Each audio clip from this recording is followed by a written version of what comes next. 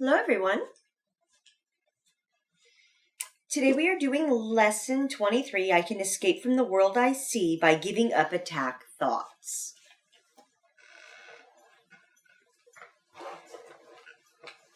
The idea for today contains the only way out of fear that will ever succeed.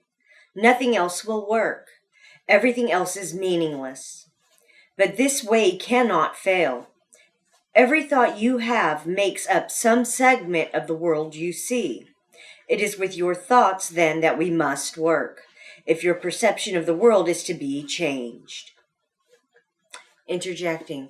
So, what it's stating here, folks, is what Alex and I have been talking about throughout all of these lessons, that it's your thoughts in your head that is creating the world around you. Some portion of your thoughts are creating every single thing that's around you. Whether it be this book I'm holding in my lap, the bookmarker, this dress I'm wearing, my glasses, cup to drink from, whatever it is, your mind projects those thoughts of those items out there and creates them. The things that you're perceiving with whatever situation's happening around you, also you project those things out by what it is you think and believe to be true. So that's what it's telling you right there.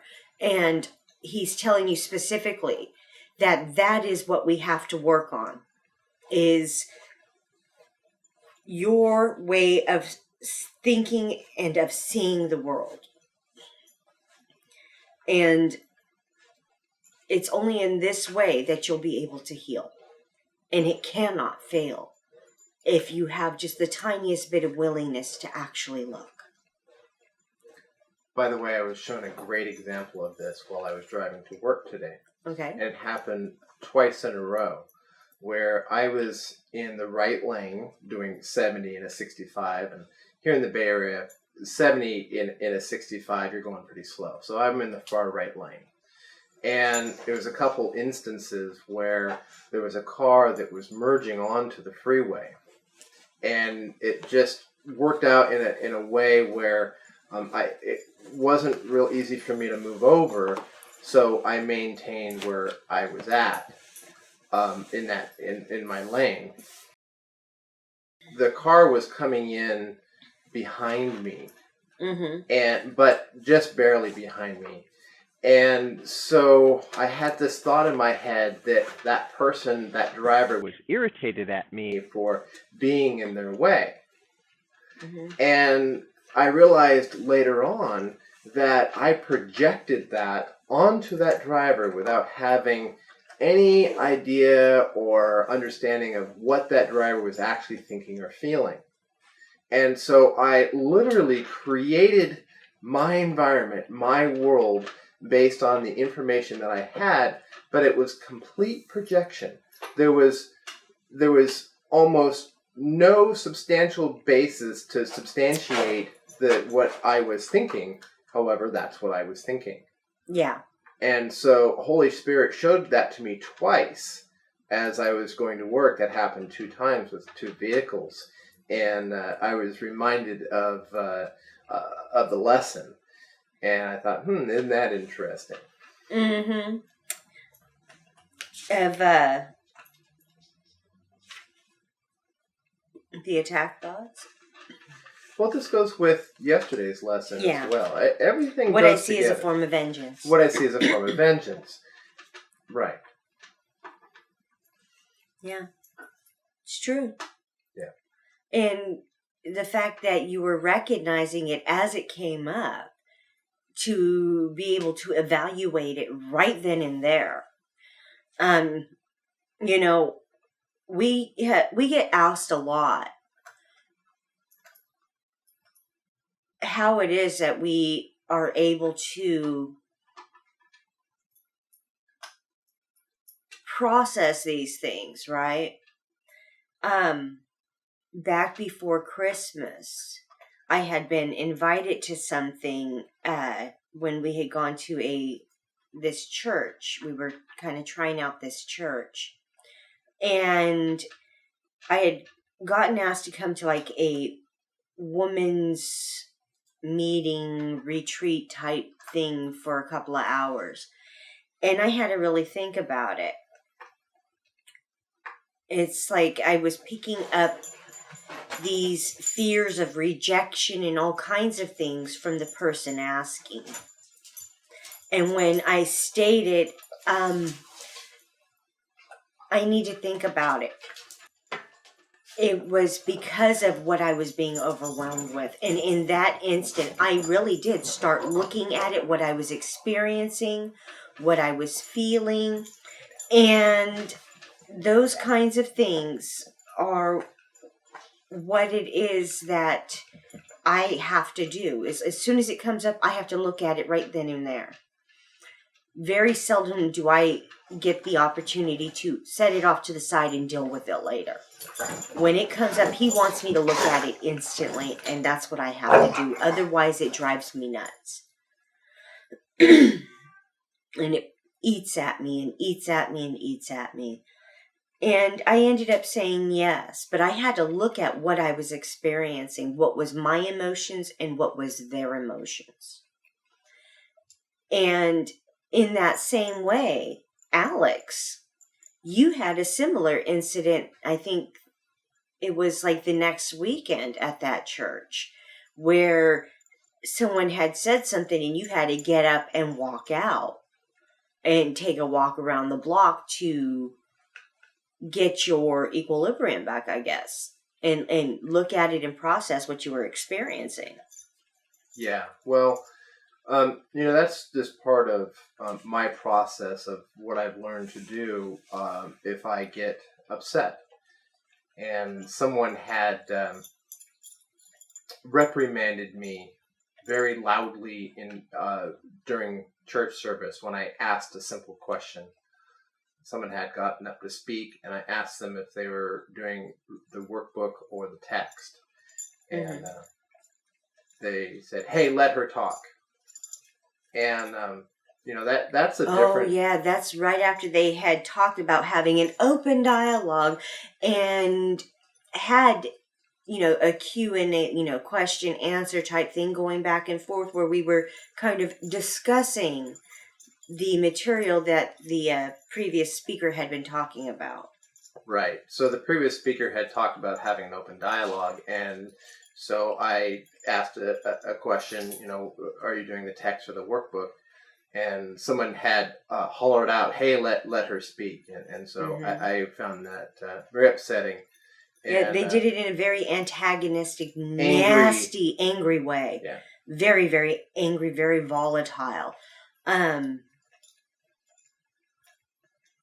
Yeah, it really surprised everyone there because they had never seen that person react that way before.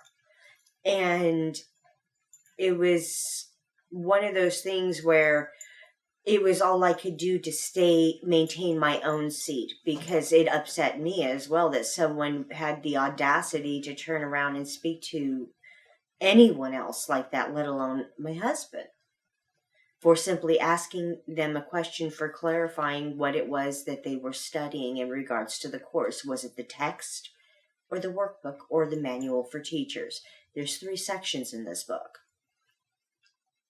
They had been studying a portion of it for almost an entire year. And I believe they said that they had been doing the text. Yeah, it was the text. You want to start? Yeah, second paragraph 2. Yes. Lesson 23. If the cause of the world you see is attack thoughts, you must learn that it is these thoughts which you do not want. There is no point in lamenting the world. Now, I had to look up the word lamenting, and dictionary.com says it is to feel or express sorrow or regret for. So there's no point in feeling sorrow or regret for the world, would be another way to say that. There is no point in trying to change the world. It is incapable of change because it is merely an effect. but there is indeed a point in changing your thoughts about the world. Here you are changing the cause. The effect will change automatically.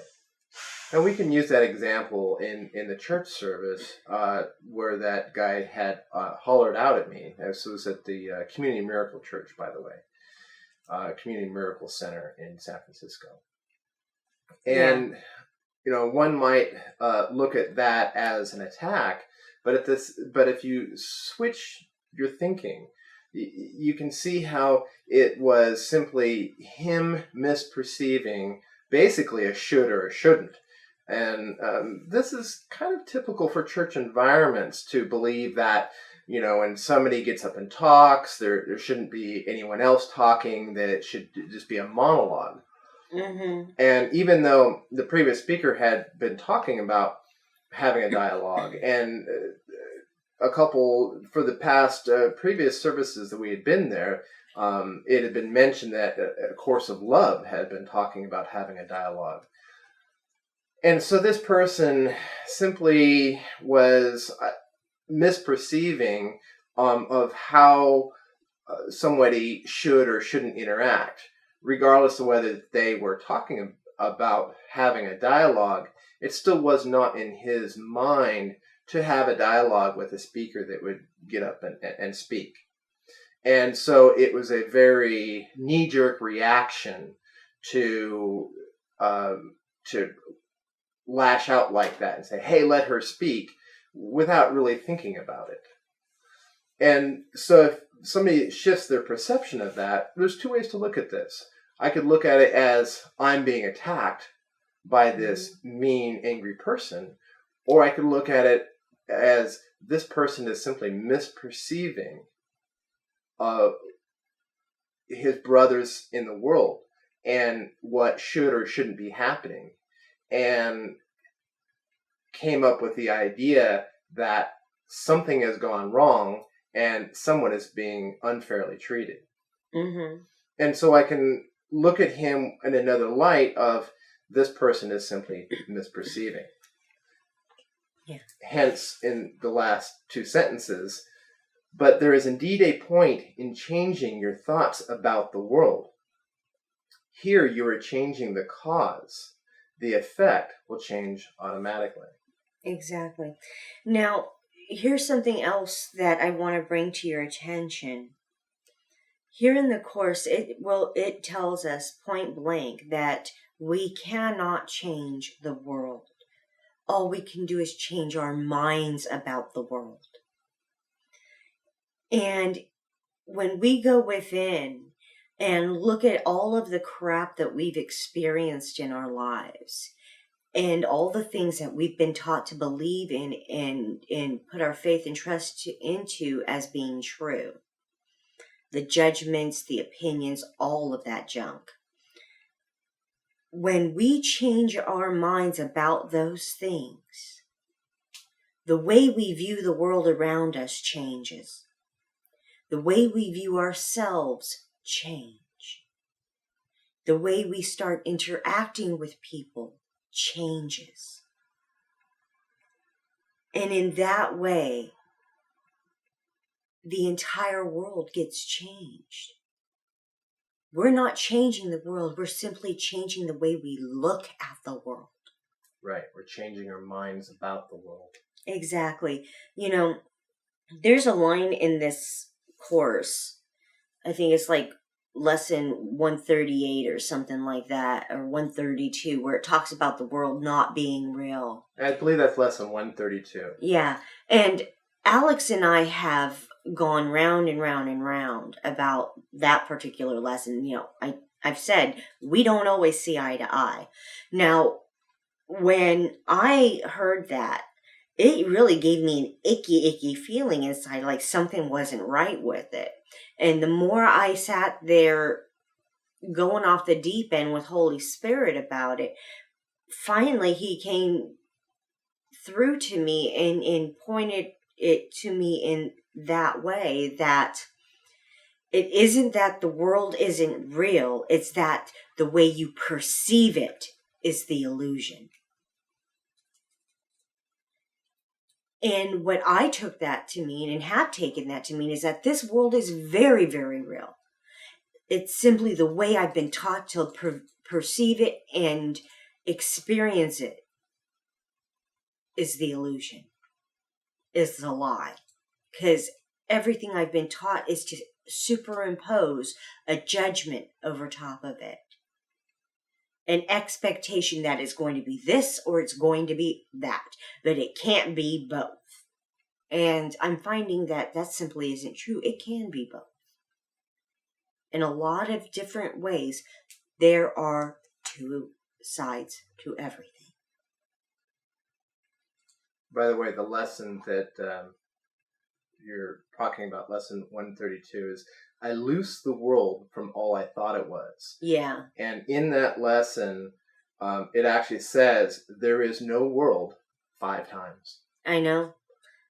And that's what I was having issues with. Because it brought to mind for me that this entire world is going to go poof and be gone, disappeared. I'd be like, well, what the hell? Now what the hell am I supposed to do? If I don't exist, my husband doesn't exist. He was just an illusion all along. And that really put me in a hell of a tailspin. Because I was like, no, that doesn't feel right to me. If I exist and he exists, then there's no effing way that he is going to just go puff disappear because I made him up in my mind. That simply isn't true. That's right. That's not true. Because in truth, I do exist. Exactly. And you do exist. So now, I might not exist as a body. I have a body, but that this body is not necessarily me any more than my car is me while I'm driving it. Exactly. Now, and these are the kinds of concepts that have been put forth. And as we were doing the lessons and whatnot that first year, we were hearing all kinds of different crap from different teachers about what they thought it meant and what they thought it was supposed to be saying to us. And telling us that we just needed to forget everything else we think and believe and just listen to them. That didn't work for me. It never has. Yeah. It has never worked for me. Yeah, I think lesson 132 is probably one of the most difficult lessons in the course for most students. Yeah, because of it. It's pretty difficult to take in the concept, the idea that there is no world. Yeah. And I think that's why Holy Spirit broke it down for me like that in truth, the world is real, but the way I perceive it is the illusion. Because the world is a living, breathing entity thing, so it exists. I can't take that away from it. But just keep in mind that science has proven that the physical universe is a finite thing. Science... yes, I don't trust science. You don't trust science? Mm-mm. Okay. Remember, it's like that whole thing with fractions that we were talking about. The idea and thought and concepts of fractions is man-made, which is part of the reason why I can't freaking comprehend the damn things. Okay. All right. Well, that's your belief that, and that's the thing. Ultimately, it's a belief. Each have to come to our own belief and understanding about what the world is, who and what we are, who and what God is, and what this course is saying to us. Exactly. All of it is about looking at what it is we do believe, what it is we are putting our faith and trust into. I've said many times, I'm dyslexic. I have a very difficult time with certain things. And fractions in them, I've never been able to comprehend them. Music, can't read it. I can sing unbelievably. I can look at a piece of sheet music and see how those little squiggly lines go like this and figure out by reading the words or whatever of the music what the tempo, what the beat, and how it's supposed to sound. But I couldn't tell you what those notes are. They have absolutely no meaning to me other than to show just like a wavelength of movement to the words. That's how they transmit to me. But I couldn't tell you what the notes were or any of that stuff. And what I found out is part of the reason is because it's all done in fractions. And that's the kicker. Yeah, me and fractions don't get along. Yeah, if I even mention fractions, oh, my head starts hurting. Her head starts hurting. I don't even have to. All I have to do is start to try. Like, I don't even have to say anything. She just has to realize I'm about to say anything, and she gets a headache and can't hear anything I'm about to say. Yeah. So her head hurts before I even say anything. Remember, I can tell a person's intent, and when I can feel your intent to lecture. To teach. No, it's lecture. No, it's to teach. Because fractions can be learned in a very simple way unless we believe that we can't learn something, unless we believe something. And that's what this course is all about, to understand that. Yeah, but I never believed that I couldn't learn it until it was proven to me that I couldn't. Well, then explain why it is that all of a sudden your head hurts when I'm about to say something. It's because I'm trying to comprehend what you're saying. But I haven't said anything yet. No. No, dear. You usually start off trying to say something, trying to explain something, and you're like, okay, well, let me try it this way. And then you're like, oh, no, I can't hear it. No, because I've already been trying to understand. Anyway, let's continue on, okay? Okay. See, folks, I told you, we don't always get along. Yeah, agree. This is probably one of the biggest areas that we do have trouble with in our relationship, because for me, fractions is very simple. I mean, you take a pie, you cut it in half, and you take out 1/2 of the pie, you have 1/2, and you start from the basic simplicity, and you use real world objects, and you can use a pie. I mean, actually take a pie and a knife and start cutting it in slices. Well, actually, you know what? We did figure out that I have a very simplistic understanding of fractions with the even numbers. The even numbers. When it gets into the odds, I can't understand it. It like literally makes it so I just shut down. My brain shuts down. 1 is an even number, and so if you have 1/2 of a... 1 is an odd number. That's what I'm sorry. 1 is an odd number. So if you have 1/2 of a pie, that's an odd number. So you have half a pie. 1/2, 1/2. And this is what I have to deal with. He immediately wants to start trying to teach it to me. Right. It's just for me, it's very basic, and you know, I can't wrap my mind, because he thinks everyone has to think like him, I guess. I just can't understand how somebody can't understand the concept of taking something and cutting it in half and having 1/2. Doesn't make sense to me. And it doesn't need to. You just need to accept it.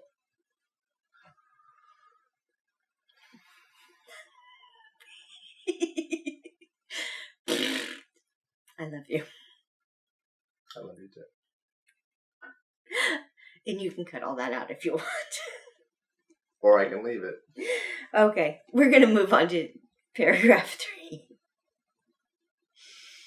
The world you see is a vengeful world, and everything in it is a symbol of vengeance. Each of your perceptions of external reality is a pictorial representation of your own attack thoughts. One can well ask if this can be called seeing. Is not fantasy a better word for such a process, and hallucination a more appropriate term for the result? So, in this paragraph, it's literally telling you that what you are putting out there is a bunch of pictures of what you're believing to be true. Mental pictures of what you believe you're perceiving based off of your own judgments and opinions of what you've been taught to believe. And if you really think about what it is that you are doing in those moments, he's telling you, you know, it's more like you are just living in a fantasy world in your head in that moment. And when you are projecting it out like that, you might as well tell yourself, hey, I'm just hallucinating and I'm not seeing anything correctly. This is just an illusion in front of me. You're hallucinating. When you start having those attack thoughts come into your head, you are living in a fantasy world and hallucinating.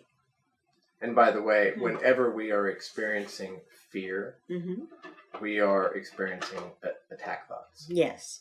Fear, hurt, anger, shame, guilt, all of those are attack thoughts, believe it or not. Because a lot of times those things are attack thoughts against yourself. Right.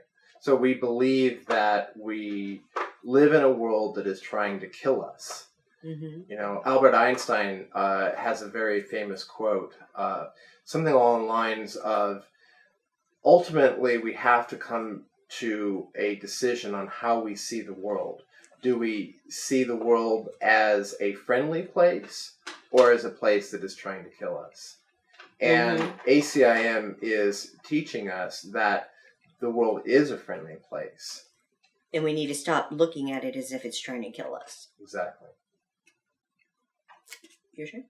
4. You see the world that you have made, but you do not see yourself as the image maker. You cannot be saved from the world, but you can escape from its cause. This is what salvation means. For where is the world you see when its cause is gone? Vision already holds a replacement for everything you think you see now. Loveliness can light your images, and so transform them that you will love them, even though they were made of hate. For you will not be making them alone. So using that example of what happened in that church incident, the person that was talking to me may have had hate and anger in his heart. But again, that was simply a misperception. It was a misperception of who he was and who his brothers are and how they should or should not interact with each other. And he was projecting onto the speaker his own thoughts as if I was speaking to him. And so when we see a person as only simply misperceiving, we can recognize that the way that we are being talked to and treated is simply because we are being misperceived by our brothers. And we can stop that chain of misperception by seeing them as love and light, who is simply misperceiving who and what they are. Yeah, as I've been doing this course, my changes in perceptions have been very, very profound in many ways.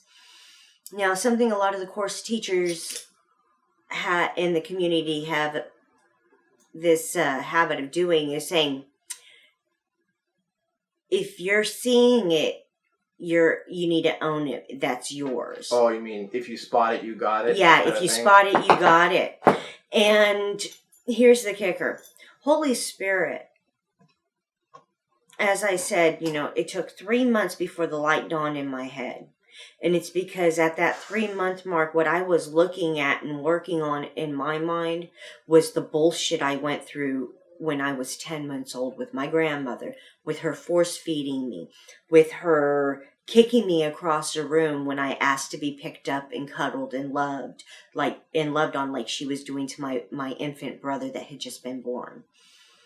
And instead, all I kept getting was violence from her. Hatred, anger, vitriol. And that had taught me to believe that I had done something wrong. And when I, at 10 months old, believed that of myself, that, I must deserve this, I had to go back and look at all those things. And when he was showing me all of those things that I had been dealing with,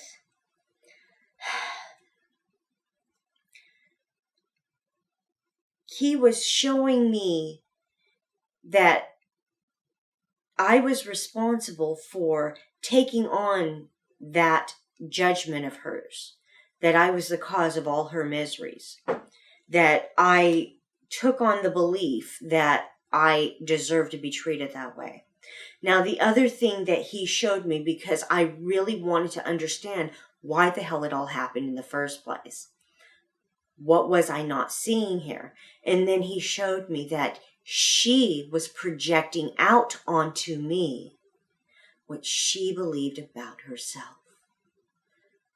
Everything that she had been taught to believe, she was projecting out on me in that moment.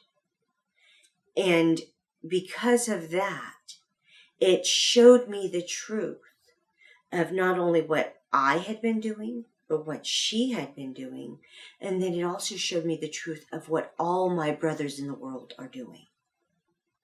That when they are handing out those judgments and opinions, they are projecting out onto the world what they believe about themselves.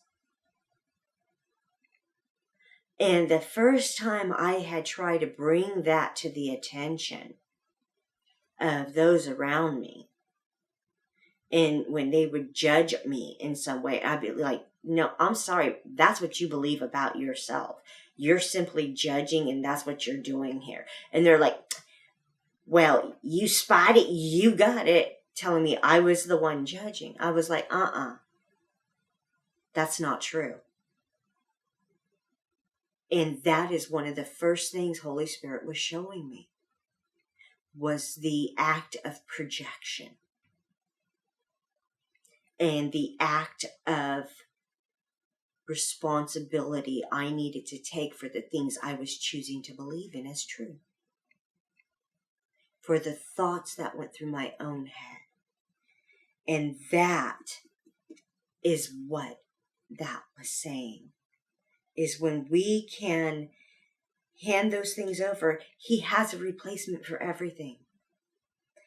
And everything that we are projecting out, believing to be true, placing our love on, is actually all the shit we hate. What do you mean by that?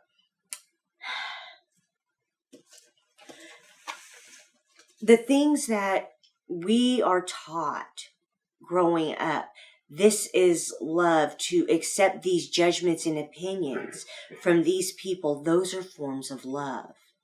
And we are taught to seek them out, and in truth, we absolutely hate those judgments. We hate getting them because they're painful and they hurt. So we are being taught to love what we hate. We continuously seek out those judgments and opinions from all the people around us, even though we hate how we feel when we get them. Think about that. Yeah, we are taught from a very young age from the cradle to judge and be judged. Yes. Yeah. To judge and be judged. And that's what it's talking about. You know? I think Jesus says something along the lines of, do not judge. No, least... Go ahead. It's judge not, lest ye be judged. That's right, yeah. And so many Christians can't seem to grasp that particular concept. But that's okay. We all have our own battles to fight. We'll get there eventually. Very true. Moving on? I hope so. Okay. 5.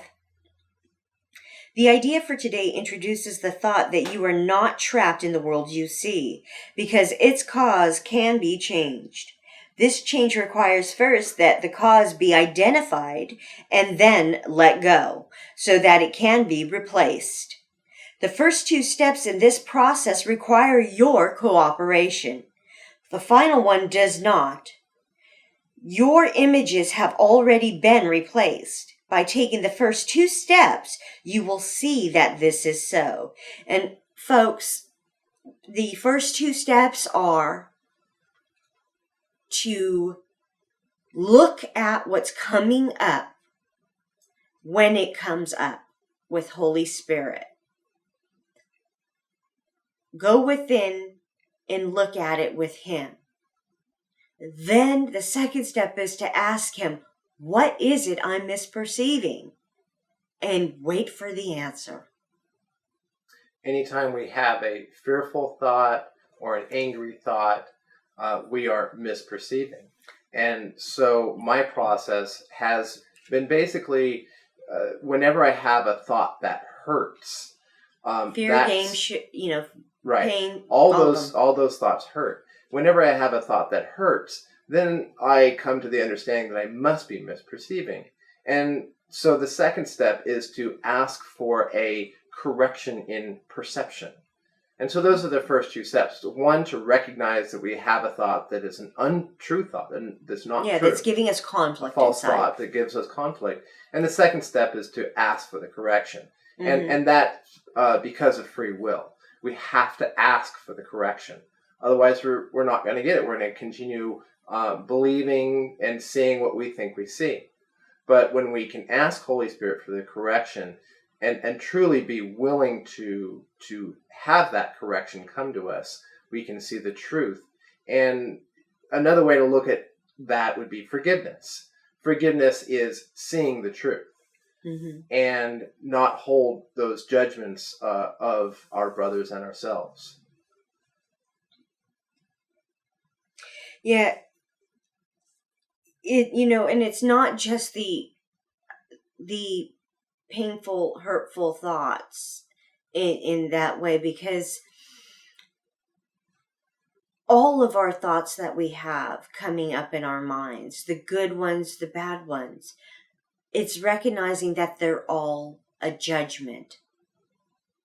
It's the meaning that we've placed on everything. I wouldn't call them good or bad thoughts. I'd call them true or false thoughts. Well, no, good or bad would be, oh, that person's pretty. In your mind, it might be a good thought, but it's still a judgment. Yes, it is. And that's why I'm saying, good or bad, it still needs to be brought to Him. Irregardless, all of our thoughts need to be brought to Him. And ultimately, we need to release all judgments of the good and the bad. Exactly. What this course is showing us to do is to bring forth all of our thoughts to Him and to let go of all of these things that we're believing, our core beliefs. And when I talk about core beliefs, I'm talking about the things that you believe define you, the things that you believe define the world around you. Like, the world has good people and bad people. And in truth, all people are inherently good. Or the belief that your government is here to protect you and to do good for you always. That's a core belief many people have. Then there's another core belief others have, that the government is always out to get them and is only wanting to hurt them and kill them. Yeah, it's two sides of one coin. It's exactly. But they're core beliefs. Both of those sides of the coin have to do with giving up our own power when it comes to the government. And in truth, any time that you are asking someone else for their opinion, asking someone else to judge you in some way, or accepting their judgments of you in any way, in those moments you are handing over your power. Yeah. Your right to be who you are. That's right. And that is something that all of us were taught to do, and we need to learn to stop doing. 6. Besides using it throughout the day as the need arises, 5 practice periods are required in applying today's idea. As you look about you, repeat the idea slowly to yourself first, and then close your eyes and devote a minute to searching your mind for as many attack thoughts as occur to you.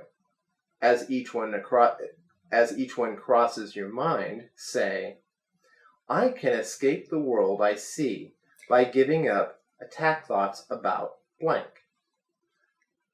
And blank being whatever subject or thought you're having. Yeah.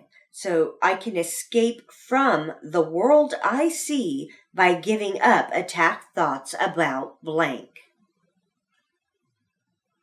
Hold each attack thought in mind as you say this, and then dismiss that thought and go on to the next. You want to read the next paragraph? Yeah. In the practice periods, be sure to include both your thoughts of attacking and of being attacked. Their effects are exactly the same because they are exactly the same. You do not recognize this as yet, and you are asked at this time only to treat them as the same in today's practice periods. We are still at the stage of identifying the cause of the world you see. When you finally learn that thoughts of attack and of being attacked are not different, you will be ready to let the cause go. And that is exactly what Alex and I have been talking about, is recognizing that whether it feels like somebody's attacking you or you are attacking another with your words, your thoughts, they are exactly the same. When you are judging another or someone else is judging you, there's no difference. It's all the same. It's a judgment. It's a lie. And that's what he's trying to get us to recognize. A lot of these lessons might seem just completely outrageous and over the top. And you might have a lot of resistance to believing it and accepting it as being what it is. But you're not asked to believe it. You're not asked to accept it in this moment. You're simply asked to do it. Do the lessons as they are being stipulated to do. As you do them, they play in the back of your mind. And as you do them, seriously say, okay, Holy Spirit, I'm going to do these lessons and I want you here with me as I'm doing them. Show me what I'm misperceiving here. Show me the truth. Help me to get through these so I don't have to keep going through this hell I'm in. And each time he will be there with you. He will show you the truth of these things, that they are all the same and that you are doing all of the stuff that you're experiencing to yourself. And that has been the hardest thing for people to get into their head. Even Alex is having issues with that one, that he's doing it all to himself. Would you agree with that, dear? Issues? That I'm doing it all to myself? What do you mean by that? Like that post that you did, when you were recognizing today that it was your beliefs and your expectations that was causing you your pain and suffering. You know, I'm actually empowered when I realize that I do it to myself. Because exactly. As long as we blame somebody else for what we're thinking and what we're feeling, we really are giving up our power. And so it's actually empowering when I realize how I have done all this to myself. I've created my own hell with my own thoughts. Exactly. And this course is the release from that hell. Yeah, it is. And as he said, it's very empowering. And when we recognize that we've done it all to ourselves, then we suddenly feel like we have this immense power and ability to change it. That's right. That, okay, I did this myself. I can change this shit. I am not going to continue with this. Let's go. Let's get down and dirty with this. I'm ready to get my hands dirty. If I got to roll in that muck, so be it. Let's go. I'm ready. And it's that determination, that willingness to go the steps needed to dive into it fully without any resistance that has allowed me to get to where I am today. It has allowed me to be healed of all my bodily diseases. It has allowed me to go from 275 pounds to 155 pounds and continue to be losing weight. It has allowed me to have inner peace, even in the face of my family being so vitriolic and nasty toward my husband and I. To still maintain my inner peace and truth, knowing I am absolutely correct in where I'm at and that I am on the right path for me. That kind of stuff is what I have been learning to stick to within myself, to not waver.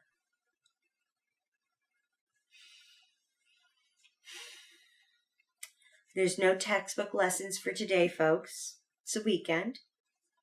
So, not that it made this recording any shorter than the others. Let's see, we are at 46 minutes. 46 minutes. So, this is lesson 23. I can escape from the world I see by giving up attack thoughts. Do the work, folks. Do it as it's saying, as it's stipulated. You don't have to believe it. You can actively resist it. All Jesus is asking for is a little bit of willingness. Yeah, that's all our Father's asking for, is willingness to change the way we see. Yeah. A shift in perception. Yeah. You're not giving up anything that you don't want to give up already, which is the pain and the suffering. You're not going to lose anything. You have nothing to lose and everything to gain. Hugs and love. Sabrina Reyenga, Alex Reyenga. Thank you for joining us. Namaste.